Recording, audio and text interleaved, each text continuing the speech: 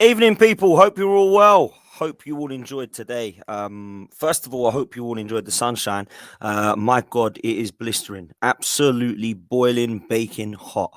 Um, I have to say, today was one of the most enjoyable days I've had in a very, very, very, very long time. And I look at it and I think that you've got everybody at the moment saying good things about the club, and I love it. I absolutely love it. Someone who gets quite a lot of stick, and I hold my hands up. I do get a lot of stick because I've questioned a lot about the process, questioned a lot about the ownership, lost about the board, and a lot about the manager. And when I see performances like that, oh, it fills me with joy. This was so good to watch today. I really enjoyed it. And although, to be fair, there were some mistakes we're going to come into, it didn't really matter in the end because we reacted.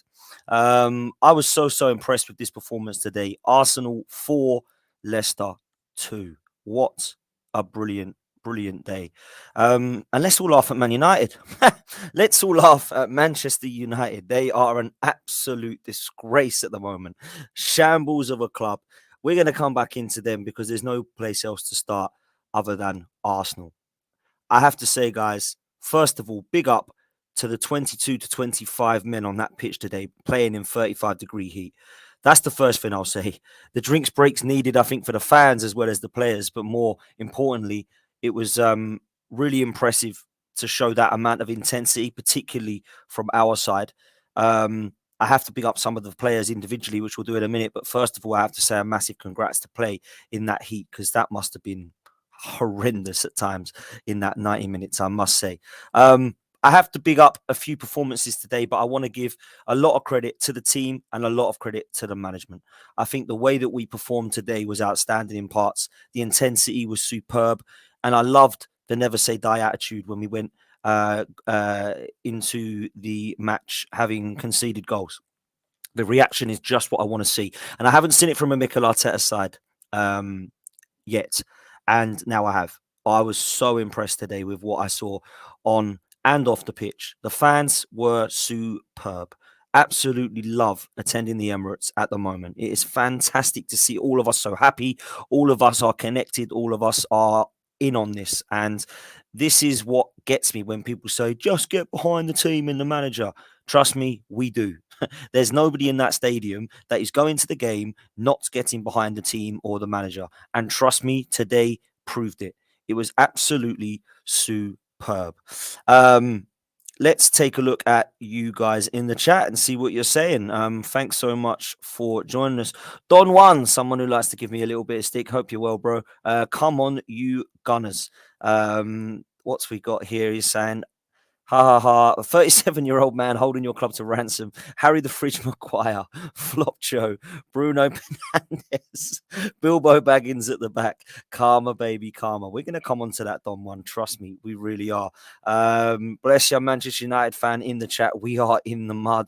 He's even admitting that himself. Ralph was right. We need 10 new players. Also got some regulars in the chat. But CHB, big up, man. Big up yourself. Afsar Gunner again. Big up, Dan. Evening, Dan. We've got Philip who says, big up, Dan. Big up yourself. As far as said, listen, what a win. Absolutely, it was. Saliba will learn. We'll come on to Saliba. Absolutely, we will. Stay hydrated, says Tebow. Absolutely, we will. Kabir says, a good evening, Dan. Good evening to you, mate. Hope you're well. Don One saying, let's be real. Leicester's 2 goals were very lucky. They didn't offer much. I totally agree. Knuckles is back. Hope you're well, bro. Great to see you in the chat again. Evening. What a good game. We got that Brazilian connection. Ramsdale needs to keep his legs shut. But Jesus is something special. We'll come on to Ramsdale. Trust me, we will. Smoky Settings says, Dan, Lissandro got cooked. We definitely dodged one there. It looks like we did. Absolutely. How do you become a member on this channel, Sufyan? We are going to start and put that up in the coming weeks, so stay tuned. And thank you so much for showing an interest in that. Terence has said, set by set, you Gunners. Big up Dan from OT. Arsenal were looking incredible. And Josh says, I'm just here to laugh at United. Absolutely love that, man. Thank you all so much for showing the love in the chat and thank you for joining me. Let's get on to today's performance. There is nowhere else to start other than Gabriel Jesus. What a performance. The guy's intensity and passion and desire is one of the best I've seen since Alexis Sanchez. Everybody's talking about comparisons. I don't like to compare players, but what I will say is they're like players. I said that the other day about William Saliba. Oh, he's like Van Dijk. He's like Company. He's a young Rio Ferdinand. Let's just let him be a William Saliba and see what he can actually do. Gabriel Jesus reminds me of Alexis Sanchez. He does remind me of Ian Wright because the in and around the box where he's just in the right place all the time is definitely something Ian Wright used to do. I understand the comparison to Anelka. I understand that he's all-rounded like Robin Van Persie. But you know what? I actually believe he's a Gabriel Jesus, just like I believe he's a William Saliba. And I totally get why people like to compare, and I totally get why people like to liken. And I do that as well. But I'm going to touch on Gabriel Jesus and say this. I think this could be one of the best signings Arsenal have ever made. I'm going to say that now because I don't know another striker that does everything like he does. Van Persie was close to it. Thierry Henry was probably it. But the Gabriel Jesus, I don't think we've seen a player in the Emirates era like him. And I think Alexis Sanchez, everybody says, who's my favourite Emirates player? Who's the best Emirates era footballer? Alexis Sanchez for me. Close behind Santi Cazorla, I would say next. But for me, Alexis Sanchez. And I think this guy has got all of that.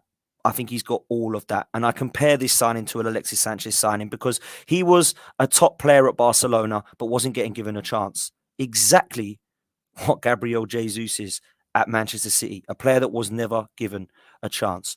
Look at that first goal and tell me that this player is not a baller. That is one of the best goals I've seen in a long time. And you can't do that without class. The culture of that goal is just sensational, absolutely out of this world. From a player that never gives up, from a player that's always in and around the box, from a player that's causing nuisance to defenders no matter who they play for, a player that has the passion, the desire, the tenacity to keep going, the passion to drive forward. The never say die attitude from this guy is unbelievable. And he's only 25 years old. To get this player for what, 45 million, maybe it was rising to 50, I think is an absolute steal. I'm so impressed with what I've seen from Gabriel Jesus, not just in pre-season, not just at Palace in the first half for his debut the other week, but today's performance, man of the match for me by far. The way that he gets the goals and the assists in and around that box, causing nuisance, causing havoc, he's a menace, absolute menace. Long may it continue. I pray this guy does not get injured because trust me, he is so important to the way that we're going to be playing. That brings me kindly on to our next player, who was for me probably right behind Gabriel Jesus at man of the match, Gabriel Martinelli. I can already see this guy having a good season because of Gabriel Jesus. I think the two are linking up great. I love that front three. I do not want to see it change. I love Smith Rowe. I want to see Vieira. I'd love to see another couple of players come in, but I don't want that to change. That front three looks so good. And Saka had a quiet game today, but trust me, he is dangerous. He's a threat. Gabriel Martinelli in the first two games has definitely shown everybody what he can do. I've asked him to get some goals this season. Lee Judges has asked him, get some goals this season. Well, he's got 2 and 2. Listen, this guy has got all of the attributes to be a world-class player, in my opinion. Ronaldinho said he's like R9. Jurgen Klopp has already bigged him up. Pep Guardiola's bigged him up. Mikel Arteta has bigged him up. Rio Ferdinand, I think, come and said this guy's going to be one of the best world's greatest players. He's getting all the right praise. But last season, I think towards the last few games, he probably dropped off a bit. I think it went 18 or 19 games without him scoring a goal. But he's got 2 and 2. And to be fair, should have scored another one at Palace. I think this guy looks unbelievable. Gabriel Jesus, on the other hand, could have had about 8 goals today. Us going forward, that front three looked frightening at times. So what we need to do is try to, if we can, and I know this is going to sound negative, we need to try to bury these teams because that could have been 6 or 7 or 8 or 9 or 10 today. No joke. Gabriel Jesus definitely should have had at least 4, in my opinion. The one that just went wide could have been his hat-trick. That was a miss. And then there was a couple more that he had as well. I was really impressed with what I saw from this guy. Absolutely phenomenal. The way that he takes players on, the way that Martinelli is allowed to link in with him, Gabriel Jesus has that link-up play that Lacazette has, but also he has the work rate. Also, he has the pace. Also, he has the finishing. It's basically Lacazette plus more. It's Aubameyang plus more. I'm really excited by what I see. I can't pick this guy up enough. Unbelievable from what I'm seeing from Gabriel Jesus. Then, where do we go? Into midfield. A player that I sometimes give a lot of stick to. Yeah? And I can see in the chat a lot of people bringing up his name. Here we go. Don Juan. I thought it'd be Don Juan. Don Juan says, Dan, I know you're not a fan of his. Neither am I. But Chaka was outstanding today. Do you know what? That is an understatement. I thought Chaka was unbelievable in parts of that game today.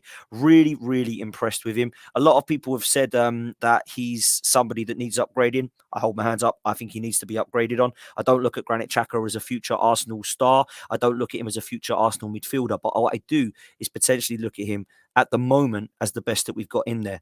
And if I'm honest with you, if I'm looking at Tielemans and Xhaka today, and you look at the one that you'd want to sign, it would probably be Granit Xhaka. It's mad that I'm saying that. Trust me, I'd rather have Tielemans. But what I'm saying is this performance today was definitely the Granit Xhaka who come forward and won. I thought out of the two, Xhaka and Partey, Xhaka was so much better. I thought he was exceptional. And in that left 8 role, he's pushing up a lot higher. We're starting to see Granit Xhaka in the penalty area. We're starting to see him coming from outside the box onto shots. We're starting to see him getting involved in some of the play that we've never seen him involved that high up the pitch. And to be fair, I've been a fan of it against Palace, and I'm a fan of it now. I think today he was brilliant, and I can't sit there and say, that this is, it's only one-off game, or Granit Xhaka was okay today, but trust me, he'll be rubbish next week. I don't want to go down that road because for me, that could happen, but I want to concentrate on how great this player was today. I thought he was really, really, really good, and that's not. He must be playing well if I'm saying that, right? Anyone who's watched me and listened to me knows how well he must have been playing today. Lee Judges gives him a lot of praise. Harry Simew loves him. Tom Canton says he's a decent player. Sophie says he's a great player. There's enough of them that say it. The only people that ever give him criticism is myself and Kevin Campbell. Everybody else that I do podcasts with loves this guy. But do you know what? I loved him today. And if he continues to play like that, then fair play to you. And do you know what? Not a lot of people know this, but I got a Secret Santa for Harry Simew a few years ago, and I got him a little Granit Xhaka football hammerhead, right? Do you remember those with the big heads? I got him one of those. Since I got him that, Granit Xhaka has started playing a little bit better for Arsenal, and that's a good omen for me. And do you know what happened? I ordered it, and it never come. So I ordered another one. And unfortunately, they both come. And now I have one too. That is my Granit Xhaka doll. It's not a voodoo doll. I don't stick pins in it, trust me. And since I've got it, he is playing better. So I give myself credit for that. I can't lie. Those three really, really impressed me today. The other one that impressed me, I have to say, I've got to pick up another couple. Another new signing, Zinchenko. I really like what I see from him. He's comfortable on the ball. I like his link-up play. I think he goes forward and backwards really, really well. Yes, sometimes I would say he goes more forwards than backwards. He's not defensively as sound as Kieran Tierney, but certainly when Tierney's out and he comes in, I'm a lot better than having somebody like Kolasinac or Nuno Tavares, who I think is not disciplined enough or has enough positioning to know how to cover defensively. But this guy definitely does. I was really impressed with him. And I have to mention yet again, William Saliba. Now, I know a lot of people will need to watch it back again, actually, but I know a lot of people will say that perhaps he was at fault for the goal. But I have to look at Ramsdale and ask questions there today, and we'll come on to him next. But William Saliba, for me, absolutely superb. In terms of his composure, in terms of his stature, the way that he's so comfortable on the ball, his distribution, the fact that he goes in hard, he wins every one-on-one that I look at because, do you know why? He literally is one of the strongest defenders that I've seen in a long, long, long, long time. I think the way that he comes on against people is superb. So I do feel personally that it's really exciting and encouraging to see William Saliba and Ben White fighting for that position. Because at the moment, I'm struggling to see who's going to be getting into this first 11 because it ain't going to be Saliba that's dropped. It ain't going to be Gabriel that's dropped. So now we've got a little bit of competition, which is for the first time in a long time at Arsenal. And long may it continue. Trust me, guys, I'm really happy with that.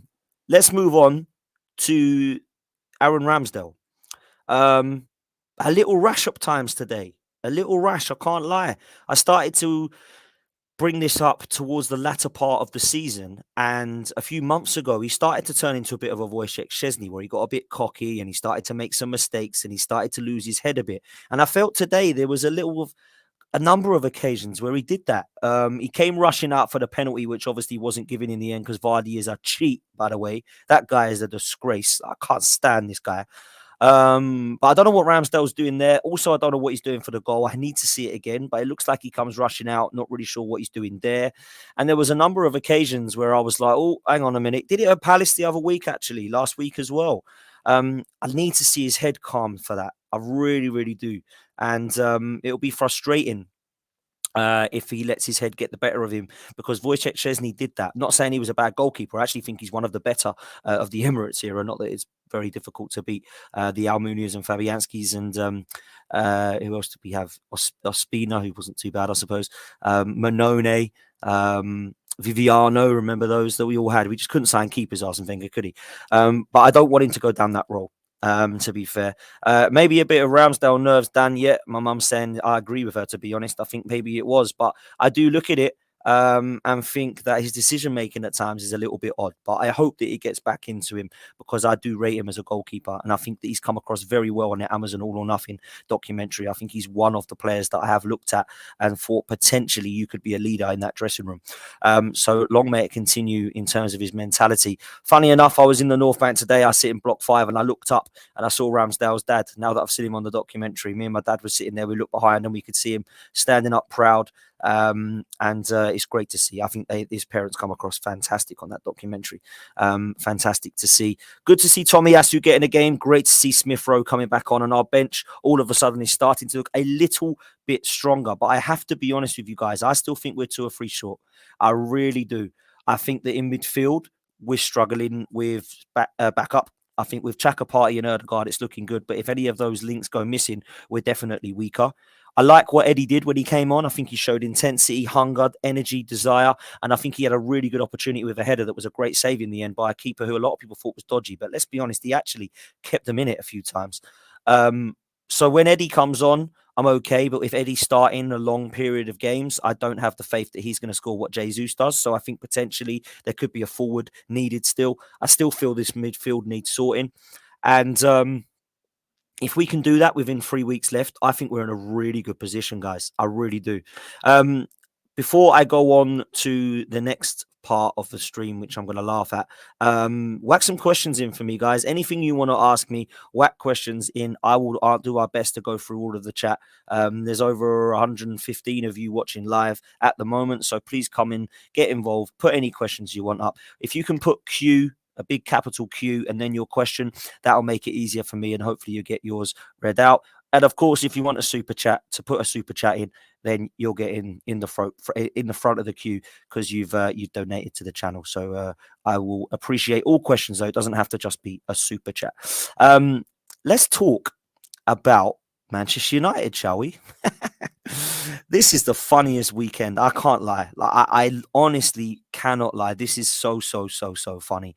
I was doing my AFTV interview and I was doing something on Lee Judges TV. Go check out Uncensored on Lee Judges TV. We did a great stream after with a lot of fans that you will definitely recognize. Go over to Lee Judges TV and take a look at Uncensored. And if you want to watch my AFTV and myself and Lee on AFTV, please do that as well. But I was standing there and I heard Manchester United were 1-0 down, and I laughed. I chuckled to myself. Then I was standing next to Livs, Stricto, and who else was it? Oh, Premzy, sorry, not Stricto. I was standing next to Premzy and Livs, and they said it's 2-0. And I said, you're joking. You are joking me. Next time, it goes 3-0. Then I'm walking back to meet my mate in the pub, and it's 4-0. And I'm just thinking, wow, you're in the mud, Man United. You are in the mud. But I have to say something. I agree with Gary Neville. It is time for the Glazers to sell up. It's time. Because you can't go blaming the players and the manager when the ownership and the board have provided the manager with nothing like what he needs in this transfer window. They have had a shambles of a window. They brought Lisandro Martinez for £60 million, who looks 5'6" and a defensive midfielder at best. He is not a centre-back from what I can see in the first 2 games, that's for sure. He's bought Malaysia, but he's playing Luke Shaw at left back. He made a substitution today, which everyone laughed at, and I would have too. But actually, I don't blame the manager because what he's saying is, I have nobody to bring on. He took off Fred for McTominay. When you're doing that, or the other way around, when you're doing that, that's telling the board and owners, I'm trying, but look what you've given me to play with here. I did exactly the same thing with Stan Kroenke and Unai Emery. Why would I do anything different with Manchester United? The Glazers need to sell up because what they're doing is throwing billions and billions and billions and billions of pounds in, just like Stan Kroenke, and he's giving it to people that are in advisory roles that are just not good enough. The recruitment at Manchester United has stunk. Yeah, it has stunk. Arsenal's has stunk the house out over the years, but it started to improve. Manchester United has not.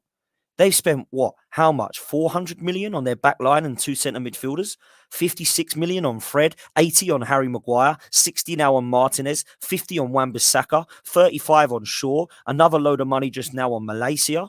They've now got Ericsson in the door and put him on ridiculous wages, Ronaldo on 500k a week.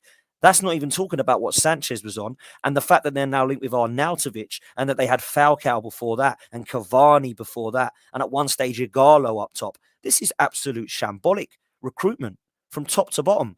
Jadon Sancho and Rashford are stinking the house out every single week because they can't play around this team. It looks so damaged. It is unbelievable. And I look at what McFred are doing in midfield and I complain about Xhaka and El Neni. I'd rather have Xhaka and El Neni than McFred. They look dreadful. So Manchester United still need 5 or 6 players and there's 3 weeks of the window left. I think they're in serious trouble, guys. Give me a chat. Again, let me know in the comment what you think is going to happen because I tell you this now, Ten Hag is in serious trouble. Their recruitment is so bad, Ten Hag cannot be blamed because he has not got the players. So that's what I need to see from Manchester United now is something different at the top. Do you know what? Who am I kidding? I love it. I think it's absolutely brilliant. Maybe they should have kept Ollie. They were doing better with Ollie Gunnar Solskjaer. I tell you that now. Let's bring up some of your questions. This one's going to come first because it's a super chat. Smoky Settings, big up yourself. Hope you're well, my bro. I find it funny how Ronaldo likes to flex his abs, but he was rolling on the floor after every tackle today. Washed. My God, what is going on with this player? Yes, he kept them going last season. He's 37 going on 38. And my God, what a footballer. Some would say the greatest of all time. For me, that's Messi. A lot of people would disagree and say it's Ronaldo. And do you know what? I don't even debate about it because there's fors and against for each of those. And they're both world-class talents. Having said that, time's up for Ronaldo for me. He's not a player that I'd be looking at selecting at Manchester United. We need to look at that situation now and accept that Messi and Ronaldo is done. The time is done with those two. I love them both. I think they're fantastic footballers. But when they're not up for the Ballon d'Ors now, it's time for them to say, we've had a great 10 to 15 years, but our time is done. And it's time for the Haalands and the Mbappes and Salahs and all the others to come forward now. Because for me, this guy is not going to bring Manchester United forward. He is not going to. And you know what? They need a hell of a lot more than Ronaldo. They even need the Ronaldo in 2010 to come back, and they'd still struggle even then. It's madness. It really is absolutely crazy. Let's have a look at what some of you are saying in the chat. Don Juana says Zinchenko is so good on the ball. He helped the midfield out a lot today too. Totally agree with that. I think the way he's at left back and he comes in, slots into midfield, absolutely superb. Very good performance, says Clement. Zinchenko was good again today. I feel that we have cover for Tierney now. Absolutely, do we? Richard is saying it feels great to be an Arsenal supporter again. Exciting times. Absolutely. Listen, we're not all getting carried away, but let's enjoy this win. Let's enjoy the start. And I said on AFTV last week, we're going to win our first 5 games. We've won our 2 that I thought were probably the 2 harder ones. Now we've got Fulham, Bournemouth, and Villa in the next 3. And then who have we got after that, people? Manchester United at Old Trafford. Let's see what happens. This could be an exciting start. We've got a Liverpool fan in here and he says, let's all laugh at Manchester United. Yes, bro, fair play. Bro, your boys are doing well. Thank you so much for that. I much appreciate it. Let's see what else we've got here. There's a couple there that I'm not going to read out. Here we go. Timbo says, what players would you sign right now? Say there's 60 million to spend left. I would go and get Tielemans. I know he had a poor game today, but that centre midfield at number 8, as much as I've been bigging up Granit Xhaka, I still feel that he could be a part of the squad and we could get a replacement in there. And I think Tielemans would be able to come to Arsenal for in the region of 25 to 35 million. And let's just go and get it done. I don't want to try and wait till the summer and get him on a free. Let's just go and get it done now. I'm sure Leicester would say, okay. And then I think the other one that I'd be looking to try and get is Cody Gakpo. I think that's the one that would excite me most out of these wide forwards that we're linked with. Don't know much about Jeremy Pino from Villarreal, but that one's looking more likely as a 19-year-old. Very exciting from what I'm hearing. So that'll be interesting to see what happens there. But I think with Cody Gakpo, he can play across the front 3 positions. And I'm really impressed with what I've seen, to be honest. Sports Genius has asked, Dan, do you think we press so hard that we get tired and drop the level? I thought we did that last season. Yes, I did. But actually what I'm looking at with some of these new players now and what Gabriel Jesus has done and Zinchenko has done is allowed us to keep going. And I think the 5 sub rule is going to be really important for that. I really do. I feel when you look at the 5 sub situation, that can allow our intensity to remain and sustain. And I think that's going to be really important for a lot of clubs moving forward. Taib, hope you're well, bro. Thanks for watching. Much appreciate your question as well. It says, Dan, do you think Arsenal will sign another striker? No, I don't. But I think we need one. I've always wanted a target man at Arsenal that's a different dimension striker, a little bit like Olivier Giroud. The only difference with Giroud was he was our main striker. He wasn't one that you flung on in 20 minutes to try and get you something out the game. And I always felt like we needed somebody like that. My option would probably be in the summer to go for a Tammy Abraham type, but I'm not so sure that that's feasible with the situation with him at the moment. I'm not so sure Roma wants to sell him. And I can't see, as Lee Judge has pointed out, him coming to Arsenal now. Jesus is there. Maybe he wants to play first team football, doesn't want to fight for his place. But I do feel that there's an option for us, or there's the gap in the market for us to look at a potential target man. But I do not see us getting one. I do think we could get somebody who can cover the front 3 positions, though. So let's watch this space. Yasin has said, could you do a show with Curtis Shaw? Top content as always, Potts. Keep it up. Thank you so much, bro. Me and Curtis are close, so I could always get him on the show, and I do sometimes go on his. But I'm a big fan of Curtis, and I think it would be a great combo. So I'll try and get a collab with him in the future, 100%. My mum said, could get even funnier if Spurs get smashed tomorrow. I've tipped Spurs to get a 2-1 win, actually, against Chelsea. But it's going to be interesting to see what they can do because, listen, I don't want Tottenham to ever win. But I do look at their side and think it's in a better shape at the moment, certainly, than Chelsea's. So that is going to be interesting. We're talking about Vardy diving and Jesus diving, someone was saying as well. I hate diving in football. And if anybody dives, I can't know whether it's an Arsenal player, a Leicester player, a Man United player, a Tottenham player. I hate it. I think it's absolutely shocking, if I'm honest, that still is going on. Let's take a look what Lynn's saying. Big up yourself, Lynn. Hope you're well. I love how optimistic you've started towards us this season. It's great to be happy. May this continue from all of us. Lynn, thank you. I appreciate that. And trust me, I am a positive guy. I want Arsenal to win just as much as everybody else, but I question the club when things don't go right. I'm allowed to do that. I'm a fan. And that's the way I see it. Lynn, thank you so much for your super chat as well. I do appreciate it. Don Juan has got in a question. He says, Dan, I see United are finishing anywhere between 7th and 13th. Thoughts? Listen, bro, I can't lie. I think they're going to struggle with the top 8 the way they're playing. I do think they'll still get within that. I think that Manchester City and Liverpool are going to still fly ahead. I think it's going to be a really interesting fight between Chelsea, Spurs and Arsenal for the Champions League places. And I do, at the moment, the way I see things, question where Manchester United are going to be within this, because I look at Newcastle and think they'll have a good season. I look at what Palace could do. I look at what Brighton could do. I look at what West Ham could do. If Leicester keep their players, I think they'll be in and around that again. Manchester United could be in serious trouble. You could be right, man. It could be anywhere between 7th and 13th, the way they're playing. But I do think it will get better for them. I don't think they'll get it right until things drastically change. And this could be a complete write-off season. They could lose, if they lose to Liverpool, which I expect them to do, their first 3 games, just like we did last season. Now, we turned it around in the end and got just within touching distance of a Champions League spot. So it could go okay for Manchester United if they turn it around. But boy, it is looking terrible at the moment.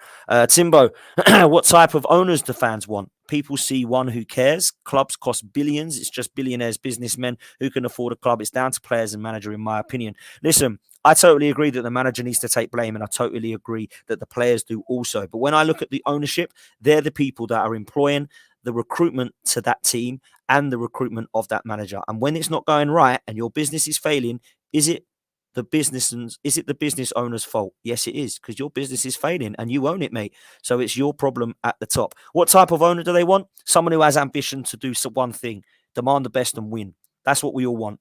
We all want someone who demands the best to win. And if that means you have to spend billions, if that means you have to recruit differently, if that means you have to do anything possible to get to the top, that's what we all want. And that's why I thought Roman Abramovich was superb. Because in 15 years, they might have had 15 different managers, but trust me, what did they also have?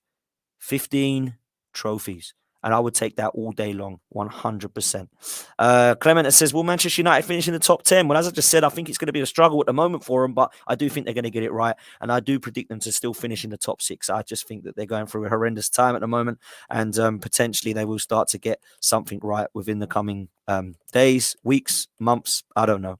Taiva says, Dan, do you reckon Arsenal will bring in any more players? Yes, I do. I really do. I don't know who, but I can see 2 more players coming in. I still don't think that's enough. I still think we need 4, if I'm honest. And people will say that's unrealistic, and it probably is now that we've left it too late. But I still think we need 2 centre midfielders, and I still think we need another 2 players that can play across the front 3 positions, particularly if we get rid of Pepe. And I think that's probably going to happen last minute. So it'll be interesting to see what happens.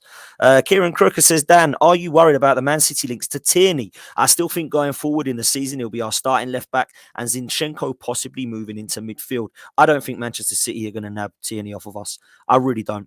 I think it would be madness for us to finally strengthen the left-back position only to get rid of our best left-back. It makes no sense. Kieran Tierney's under contract. I don't think he wants to go to Man City. I think he's bought into the Arsenal project, and I think he's happy here. Anytime you speak to Kieran Tierney on his media outlets, he's always saying, I'm happy here. The manager's great. The players are great. The atmosphere's great. I love the fans. I want to bring back to the fans. He's a leader in the dressing room and one of the only ones we've got, and I can't see him going to Manchester City at all. So I think it's going to be interesting to see. I'd get Ndidi instead. That's a really interesting one. I think that's a position we need, is a destroyer in the middle there, because if we get Partey out, I think we're going to struggle. Lynn's put in another super chat. Thank you so much, Lynn. Absolutely superb. Really appreciate that. We've got a Leeds fan in the chat. Hi, Dan. Great win for Arsenal today. You must be well happy. I am well happy. And big up to yourself, man, because Leeds I tipped to go down this season along with... sorry, not go down. I tipped Everton to go down ahead instead of you. But I tipped you to be in a relegation battle. You've really impressed me the last 2 games, man. I can't lie. It's been good to see. What else have we got here? Sports Genius says, Dan, if you had the choice, would you take a midfielder or a bad boy winger like Sane? I would take a midfielder over a winger right now, because I think we've got enough out wide. Marquinhos has been doing well in the under-21s. He's got 3 goals in 2 games.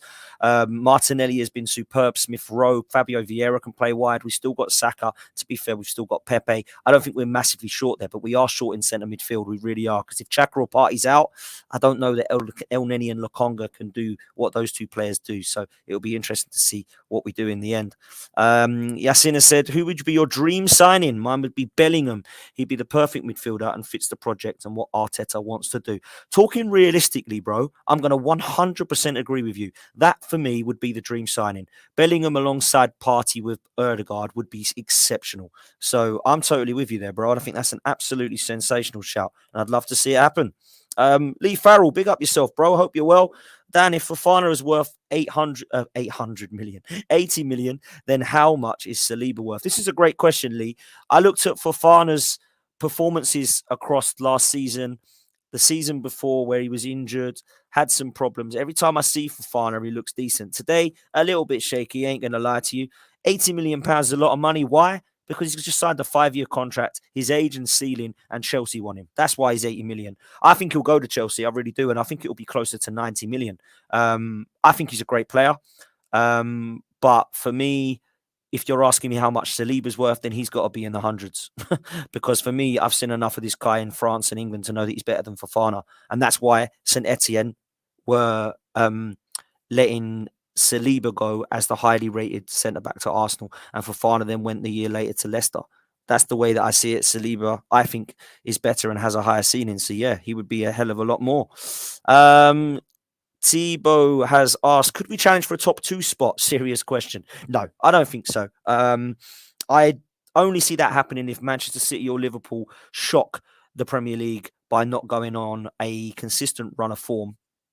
And it might be that a team like Tottenham, Arsenal, or Chelsea can jump them, but I really don't see that happening. I think with Darwin Nunez there, with Haaland there, they'll both get it right and they'll score goals. And Liverpool under Klopp and City under Pep will come first and second in some order. I've gone for Man City. I went for Liverpool last year, but of course, I think we have to look at it seriously to say that a top 2 is probably a little bit unrealistic, so to speak. Here we go. Tired Gunnosaurus, I hope you're well, mate. Do you think Manchester United fall is because David Gill left just like David Dean? I think that's an absolutely great shout. I'm not so sure, if I'm honest with you. I can't sit there and say that it's a definite reason. But when David Dean left, I did feel that Arsenal were in trouble for a few years, and I think our downfall started there, if I'm honest with you.